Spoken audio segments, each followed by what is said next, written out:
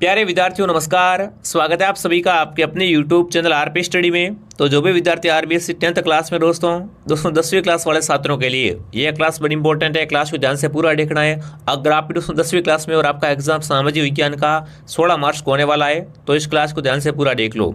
दोस्तों पूरा पेपर देखने वाले कि कैसे क्वेश्चन एग्जाम आएंगे, बड़े टॉप मोस्ट इंपोर्टेंट क्वेश्चन बताने वाला हूँ, तो क्लास को ध्यान से पूरा देख लेना। देखो दोस्तों, आपका पेपर रहेगा माध्यमिक परीक्षा 2024 का क्लास 10वीं, विषय आपकी रहेगी सामाजिक विज्ञान, ठीक है ना। सोशल साइंस का पेपर है, ध्यान से देख लेना। देखो 80 नंबर का आपका पेपर आएगा। अगर आप 80 में से 70 प्लस लाना चाहते हो तो क्लास को ध्यान से पूरा देख लो, ठीक है। देखो इसको हल करने के लिए आपको समय मिलेगा 3 घंटे 15 मिनट का, ठीक है। अब देखो पेपर की बात कीजिए, पेपर कैसा आएगा, कैसे कैसे क्वेश्चन आएंगे तो वो ध्यान से देख लो। देखो आप क्लास में अगर टॉप करना चाहते हो या फिर आप अच्छे परसेंटेज बनाना चाहते हो ना तो इस क्लास को ध्यान से पूरा देख लो, ठीक है। तो एक बार सभी साथी क्लास को लाइक कर दो और सब्सक्राइब कर लो चैनल को। यहाँ पर आपको सारे पेपर देखने को मिलने वाले हैं और जैसे ही आपका सामाजिक का एग्जाम खत्म होगा यहाँ पर आपको लाइव आंसर की भी करवाई जाएगी मेरे विद्यार्थियों। तो सभी सब्सक्राइब कर लो, ठीक है। देखिए पहला प्रश्न आपसे क्या पूछा है, निम्नलिखित बहुविचारात्मक प्रश्नों का उत्तर अपनी उत्तर पुस्तिका में लिखिए। यानी अवसर वाले क्वेश्चन इसका क्या करना आपको, इसका उत्तर आपको अपनी उत्तर पुस्तिका में लिखना है, ठीक है, कि चारों में से सही कौन सा है। चलिए तो पहला प्रश्न आपसे क्या पूछा दोस्तों, नीति आयोग का अध्यक्ष कौन होता है, बताओ भाई। दोस्तों नीति आयोग का अध्यक्ष कौन होता है, मुख्यमंत्री, प्रधानमंत्री, मुख्य न्यायाधीश या राज्यपाल। फटाफट कमेंट कीजिए दोस्तों नीति आयोग का अध्यक्ष कौन होता है, प्रधानमंत्री। जो भी यहाँ पर बी कमेंट करा, वेरी गुड। आप सभी साथ में कमेंट करो ताकि आपको भी मालूम पड़े कि आपके कितने क्वेश्चन सही होते हैं। अगला प्रश्न देखिए आपसे क्या पूछा गया है, राज्य में सफेद सीमेंट का कारखाना कहाँ पर, बताओ भाई। दोस्तों राजस्थान में सफेद सीमेंट का कारखाना कहाँ पर है आपका, गोठन में, नाथद्रा पहाड़ में, जयपुर में, उदयपुर में, बताओ। सफेद सीमेंट का कारखाना दोस्तों राजस्थान में कहाँ पर है आपका, गोटन में। कहाँ पर, गोटन में। ए ऑप्शन आपका राइट है मेरे विद्यार्थियों। देखो ऐसे क्वेश्चन आपके आने वाले हैं तो ये प्रश्न आप एग्जाम से पहले एक बार रट के जाना एग्जाम में, ठीक है। अगला प्रश्न देखिए दोस्तों, भारत में ऋतुओं के आधार पर कृषि को कितने भागों में बांटा, बताओ भाई। दोस्तों भारत में ना ऋतुओं के आधार पर कृषि को कितने भागों में बांटा है, 2, 3, 4 या 1, बताओ। दोस्तों भारत में ऋतु के आधार पर कृषि को कितने भागों में बांटा है, 3। कितने दोस्तों, 3 भागों में कृषि को बांटा गया है ऋतुओं के आधार पर। बी ऑप्शन आपका राइट है। जो भी विद्यार्थी ऑप्शन बी कमेंट करा, शानदार। अगला प्रश्न देखिए, एशिया की सबसे बड़ी कृत्रिम झील, बताओ भाई। देखो नहर का पूछा, ठीक है ना, कि एशिया की सबसे बड़ी कृत्रिम नहर कौन सी है, इंदिरा गांधी नहर, नर्मदा नहर, बाड़ी नहर या दोस्तों गंगा नहर, बताओ। पूरे एशिया की बात कर रहा हूँ, ठीक है ना, कि पूरे एशिया की सबसे बड़ी कृत्रिम नहर कौन सी है, तो कौन सी होगी आपकी, इंदिरा गांधी नहर। कौन सी दोस्तों, इंदिरा गांधी नहर। बड़ी इंपॉर्टेंट है, मोस्ट क्वेश्चन है, हर बार यहाँ से क्वेश्चन आता है एग्जाम में। अगला प्रश्न देखिए दोस्तों, राज्यसभा का पदेन सभापति होता है, बताओ भाई। दोस्तों राज्यसभा का पदेन सभापति कौन होता है, राष्ट्रपति, उपराष्ट्रपति, प्रधानमंत्री या इनमें से कोई नहीं। देखो क्लास को ध्यान से पूरा देख लोगे ना तो आपके 70 प्लस नंबर आ जाएंगे, क्योंकि अच्छे खासे इंपॉर्टेंट क्वेश्चन है। अगर आप ये एग्जाम रट के चले जाओगे तो काफ़ी सारे क्वेश्चन आपको सेम मिल जाएंगे। फटाफट कमेंट कीजिए दोस्तों, राज्यसभा का पदेन सभापति कौन होता है, तो यहाँ पर कहा रहेगा आपका उपराष्ट्रपति। कौन होगा दोस्तों, उपराष्ट्रपति क्या होता है दोस्तों, राज्यसभा का पदेन सभापति रहता है। बी ऑप्शन आपका राइट है। अगला प्रश्न देखिए क्या पूछा आपसे, लोकतंत्र एक ऐसा शब्द है जिसके अनेक अर्थ है, ये कथन किस विद्वान का, बताओ भाई। देखो कथन पूछा आपसे कि किस विद्वान ने कहा था कि लोकतंत्र दोस्तों क्या है, लोकतंत्र एक ऐसा शब्द है जिसके अनेक अर्थ होते हैं, ठीक है। ये कथन किसने कहा था दोस्तों, हॉब्स ने, रॉबर्ट डहल ने, बर्न्स ने या दोस्तों स्टैनली ने, बताओ भाई। लोकतंत्र एक ऐसा शब्द जिसके अनेक अर्थ होते हैं, ठीक है। ये किस विद्वान ने कहा गया था, तो यहाँ पर होगा दोस्तों, यहाँ पर बर्न्स ने। किससे दोस्तों, बर्न्स ने कहा था। जो भी विद्यार्थी ऑप्शन सी को राइट कर रहा है, सी वाले सभी विद्यार्थी राइट है। एक बार सभी क्लास को लाइक कर दो, सब्सक्राइब लो चैनल को। यहाँ पर जैसे आपका एग्जाम खत्म होगा आपको लाइव पेपर सोल्यूशन करवाया जाएगा मेरे विद्यार्थियों, ठीक है। और आगे के जो भी आपका एग्जाम है विज्ञान वगैरह सारी तैयारी यहाँ पर करवाई जाएगी आपको। अगला प्रश्न देखिए, सफेद नहर कब बनी, बताओ भाई। सफेद नहर कब बनी थी आपकी, 1876 में, 1869 में, 1878 में, 1855 में, बताओ।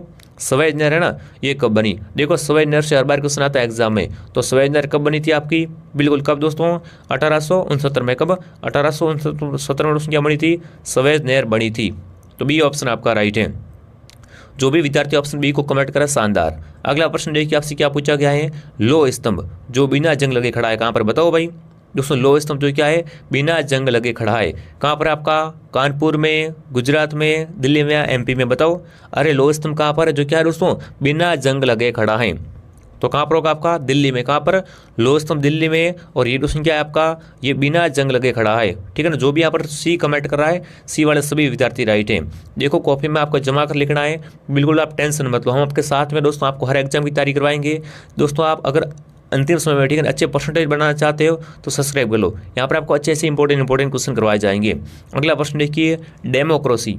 क्या दोस्तों इंग्लिश वर्ड है आपका डेमोक्रेसी। डेमोक्रेसी का अनुवाद क्या होता है? लोकतंत्र, जनतंत्र, प्रजातंत्र या ये सभी।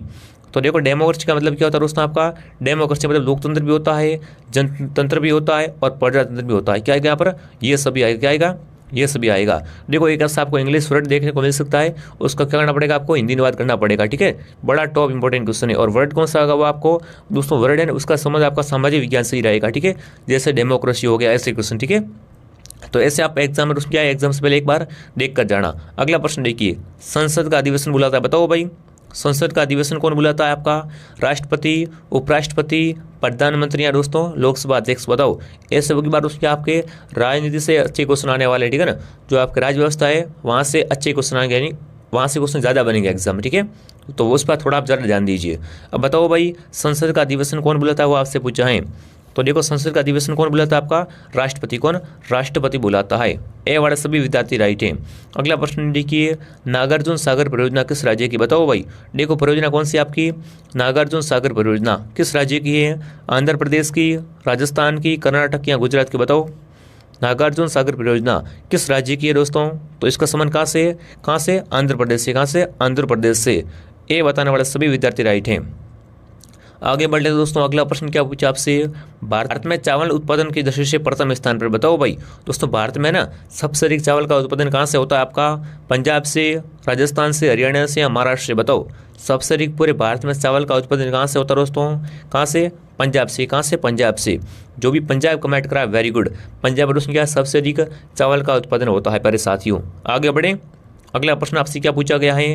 राज्य में संगमरमर कहाँ का प्रसिद्ध, बताओ भाई। दोस्तों राजस्थान में, ठीक है ना। संगमरमर कहाँ का फेमस है आपका? पाली का, सिरोही का, चित्तौड़ का या मकराना का, बताओ। राज्य में संगमरमर कहाँ का प्रसिद्ध है आपका? तो कहाँ का दोस्तों संगमरमर है ना, वो कहाँ का? मकराना का। कहाँ का? मकराना का प्रसिद्ध है। जो भी विद्यार्थी ऑप्शन डी कमेंट कर रहा है यहाँ पर, डी वाले सभी विद्यार्थी राइट है। अगला प्रश्न देखिए, योजना आयोग है, बताओ भाई।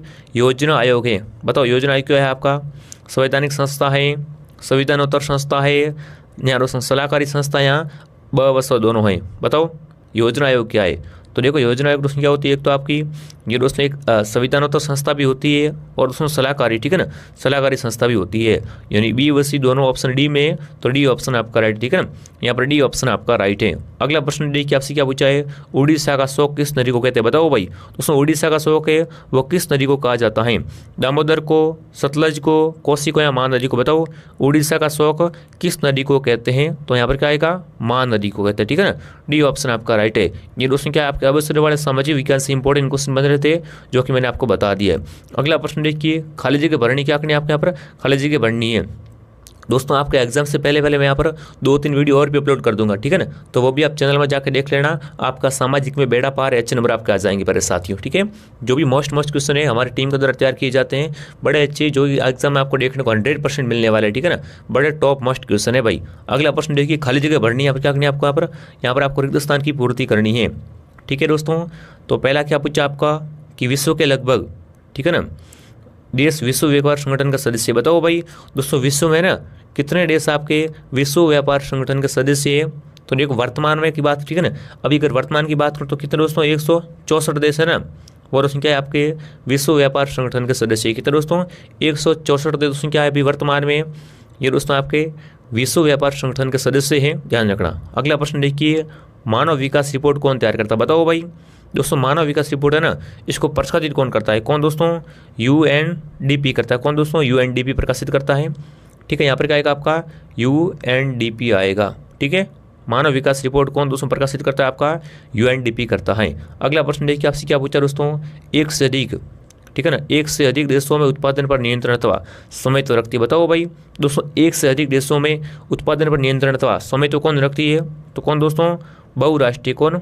बहुराष्ट्रीय कंपनियां, कौन दोस्तों?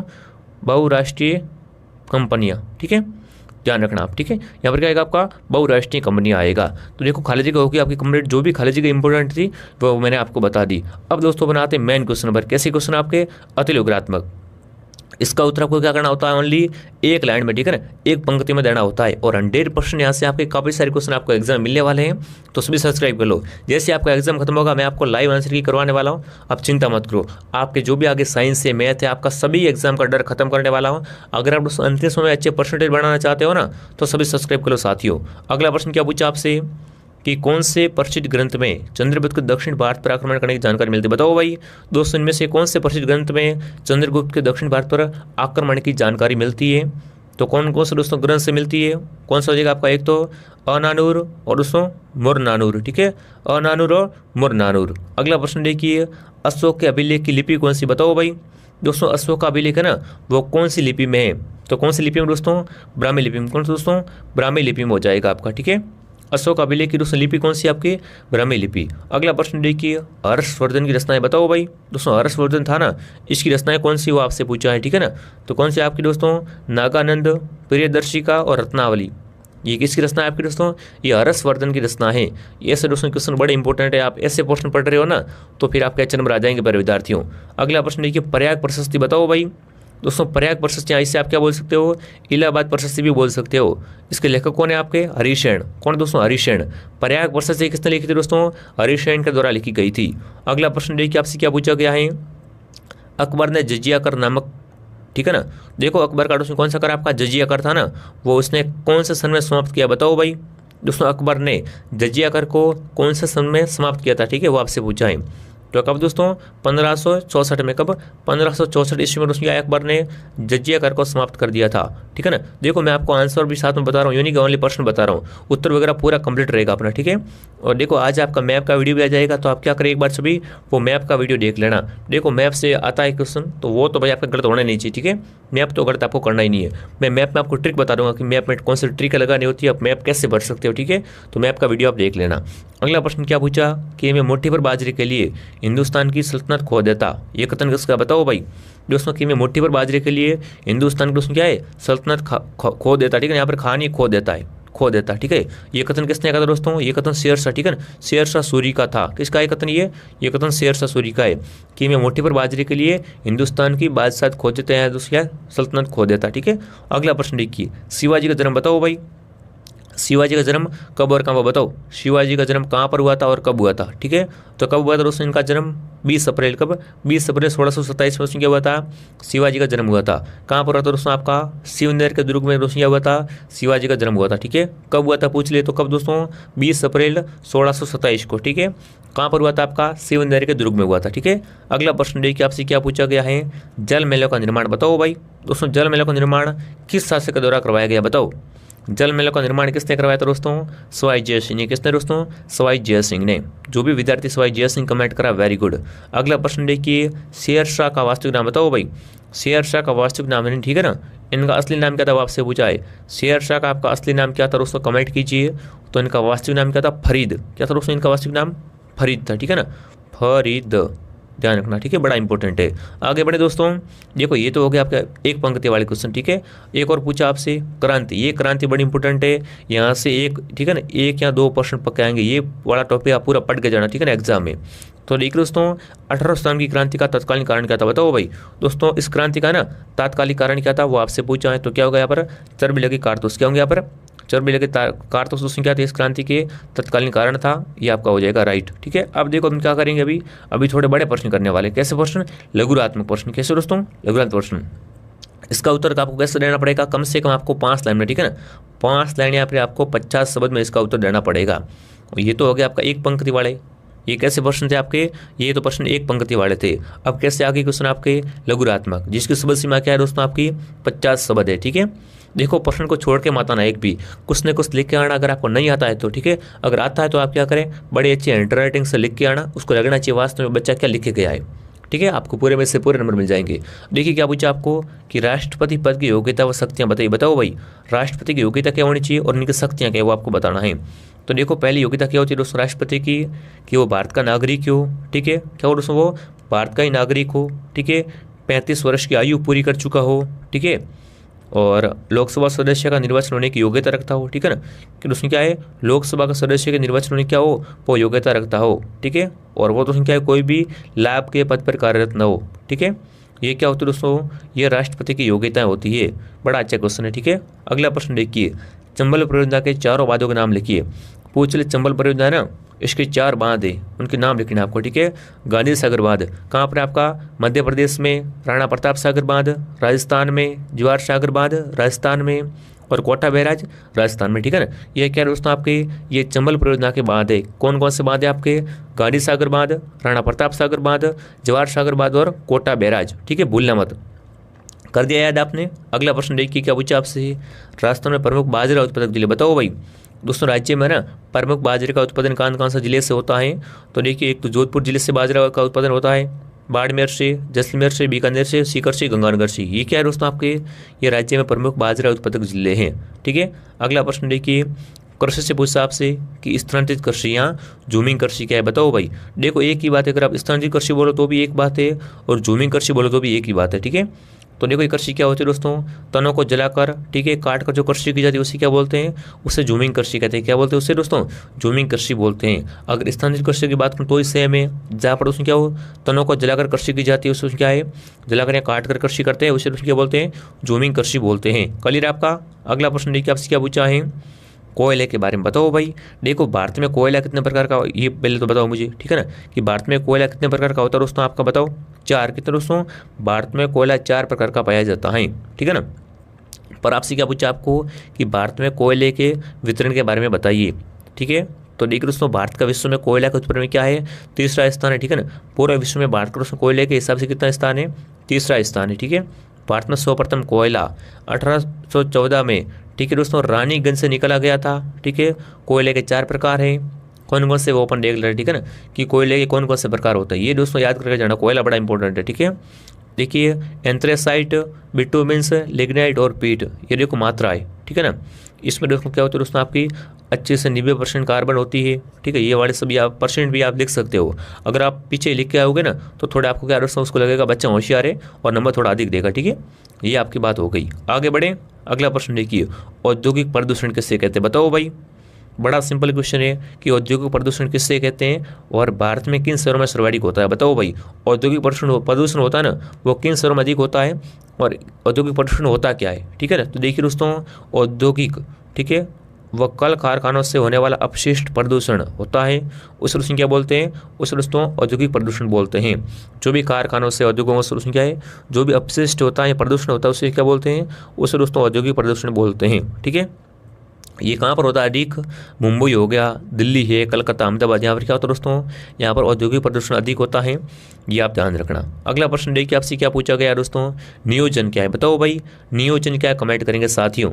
देखो बड़ी सिंपल परिभाषा मैं आपको बताऊंगा, ठीक है ना, ज़्यादा हार्ड नहीं बताऊंगा, बड़ी सिंपल, आप जैसे कि आप इसको याद कर सको, ठीक है।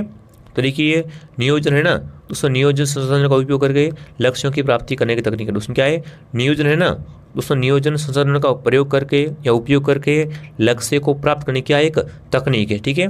क्लियर है। आगे बढ़े, अगला प्रश्न देखिए, बहुराष्ट्रीय कंपनी किससे कहते हैं बताओ भाई। बहुराष्ट्रीय कंपनी किससे कहते हैं और इसका महत्व बताओ। चलिए, बहुराष्ट्रीय कंपनी किससे कहते हैं, इसका महत्व क्या है वो आपसे पूछा है। तो देखो पहले बात करें कि बहुराष्ट्रीय कंपनी होती क्या है। तो देखो दोस्तों क्या करती है, जो मैंने रिक्त स्थान में आपको, ठीक है ना, खाली जगह में मैंने आपको पढ़ाया था बहुराष्ट्रीय कंपनी के बारे में, ठीक है। तो देखिए वह कंपनी जो एक से अधिक देशों में क्या हो दोस्तों, उत्पादन पर नियंत्रण या स्वामित्व रखती है, ठीक है। क्या करती है दोस्तों, स्वामित्व रखती है, उसे क्या बोलेंगे, बहुराष्ट्रीय कंपनी बोलेंगे, ठीक है। अब देखते हैं इसका महत्व क्या है, ठीक है, इस कंपनी का महत्व क्या होता है, ठीक है। चलिए, वर्तमान में विभिन्न देशों के बीच सेवाओं में निवेश तकनीक का आदान प्रदान करती है, ठीक है। सूचना और संचार तकनीक के विकास में वैश्वीकरण को तीव्र गति प्रदान करती है। इसके विभिन्न देशों के बीच सेवाओं के उत्पादन में प्रसार में मुख्य भूमिका निभाती है, ठीक है। यह क्या दोस्तों आपके, ये बहुराष्ट्रीय कंपनी के महत्व हैं, ठीक है। बहुराष्ट्रीय कंपनी होती क्या है, वह कंपनी जो, ठीक है ना, एक से अधिक देशों के उत्पादन पर नियंत्रण व स्वामित्व रखती है, ठीक है। क्लियर है आपका। अगला प्रश्न देखिए दोस्तों, भारत में गरीबी निवारण बताओ भाई, गरीबी को हटाने के उपाय कौन से, ठीक है ना। अगर अपन को क्या करना है, गरीबी हटानी भारत में, तो कौन कौन से उपाय कर सकते हैं वो आपको बताना है। तो देखिए, रोजगार के अवसर प्रदान करना, ठीक है ना, अधिक अधिक क्या और करे, जो भी आपके दोस्तों जो बेरोजगार है ना उनको रोजगार देना, अपने आप गरीबी हट जाएगी, ठीक है दोस्तों। सामाजिक कुप्रथाओं पर नियंत्रण की आवश्यकता है। लक्षित व्यक्ति या समूह तक पहुंचाना, ठीक है ना, लक्षित व्यक्ति और समूह को पहुंचाना, रोजगार के अवसर बढ़ाना। तो ये सारे क्या दोस्तों आपके गरीबी मिटाने दोस्तों क्या के निवारण के जो आपके उपाय है। शिक्षा में दोस्तों क्या करना, लोगों को जागरूक करना पढ़ाई के बारे में। जो बच्चे काम कर रहे हैं उनको दोस्तों क्या करना, उनके लिए कानून व्यवस्था करना कि ऐसा कोई बच्चा काम करता पाया गया तो उस पर दंड दिया जाए और उसको पढ़ाई कराई जाए, ठीक है ना। ये क्या दोस्तों, अगर पढ़ेगा तो आगे बढ़ पाओगे ना, तो पढ़ना बहुत जरूरी प्यारे साथियों। अगला प्रश्न देखिए, जेब्रा क्रॉसिंग क्या है बताओ भाई। यह आपके सड़क सुरक्षा से लिया गया क्वेश्चन है। बताओ कि जेब्रा क्रॉसिंग से क्या तात्पर्य है। तो सड़क का वह भाग जिसमें, ठीक है ना, पैदल चलने वाले लोगों की सुविधा व, ठीक है, सुविधा व सुरक्षा के लिए पट्टियों से बनाया जाता है। क्या करते हैं, पट्टियाँ बनाते हैं, ठीक है।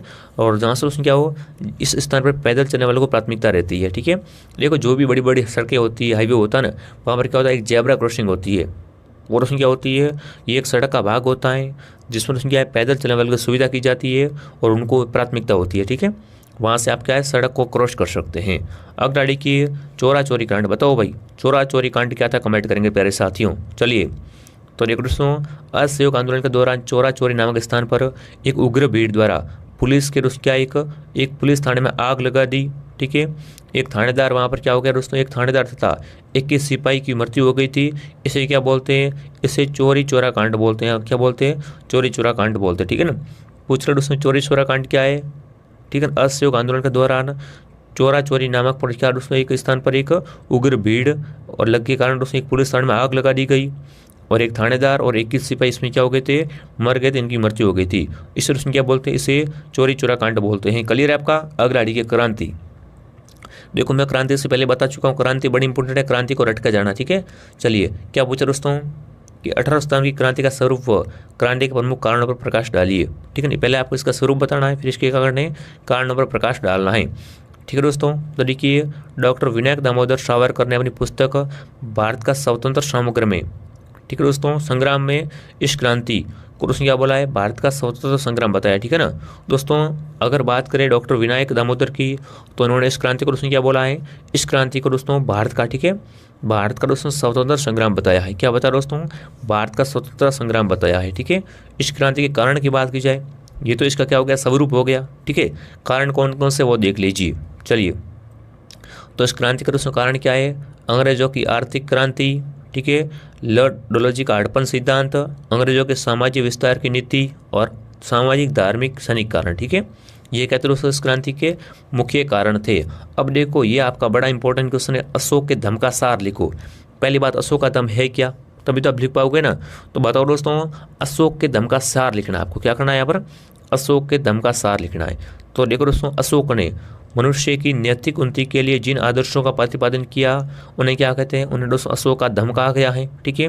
लिख दोगे इतना तो, ठीक है दोस्तों। अगला देखिए दोस्तों, आपसे क्या पूछा गया था इसमें कि अशोक ने, ठीक है ना, दम की परिभाषा दूसरे तथा 7वें स्तंभ लेख में दी है, ठीक है दोस्तों।